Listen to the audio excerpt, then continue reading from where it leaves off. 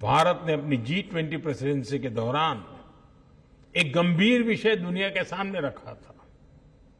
इस विषय को मैं WTSA जैसे ग्लोबल प्लेटफॉर्म के सामने भी रखना चाहता हूं।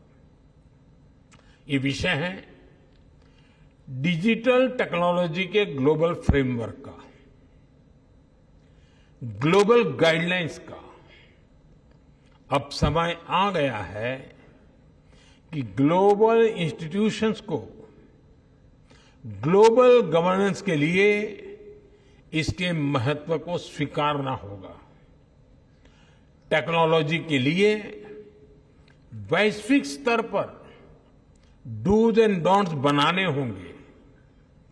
आज जितने भी डिजिटल टूल्स और एप्लीकेशंस हैं, वो बंधनों से परे हैं, किसी भी देश की बाउंड्री से परे हैं।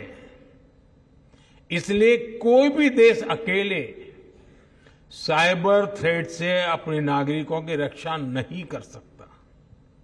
इसके लिए हमें मिलकर काम करना होगा। ग्लोबल संस्थाओं को आगे बढ़कर जिम्मेदारी उठानी होगी।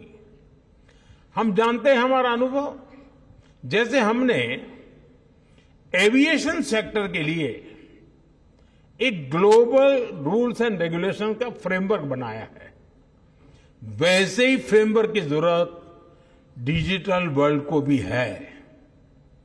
और इसके लिए WTSA को और अधिक सक्रियता से काम करना होगा।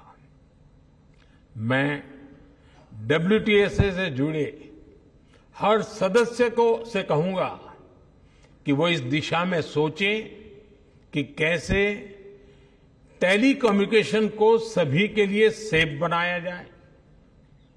इस इंटरकनेक्टेड दुनिया में सिक्योरिटी किसी भी तरह से आफ्टर थॉट नहीं हो सकती। भारत के डेटा प्रोटेक्शन एक्ट और नेशनल साइबर सिक्योरिटी स्ट्रेटेजी एक सेफ डिजिटल इकोसिस्टम बनाने के प्रति हमारे कमिटमेंट को दिखाते हैं। मैं इस असेंबली के सदस्यों से कहूंगा, आप ऐसे स्टैंडर्ड्स बनाएं जो इंक्लूसिव हो, सिक्योर हो और भविष्य के हर चैलेंज के लिए एडेप्टेबल हो। आप एथिकल AI और डेटा प्राइवेसी के ऐसे ग्लोबल स्टैंडर्ड्स बनाएं जो अलग अलग देशों की डायवर्सिटी का भी सम्मान करें। साथियों, ये बहुत जरूरी है कि आज के इस टेक्नोलॉजिकल रिवॉल्यूशन में हम टेक्नोलॉजी को ह्यूमन सेंट्रिक डायमेंशन देने का निरंतर प्रयास करें। हम पर ये जिम्मेदारी है कि ये रिवॉल्यूशन रिस्पॉन्सिबल और सस्टेनेबल हो। आज हम जो भी स्टैंडर्ड सेट करेंगे, उससे हमारे भविष्य की दिशा तय होगी।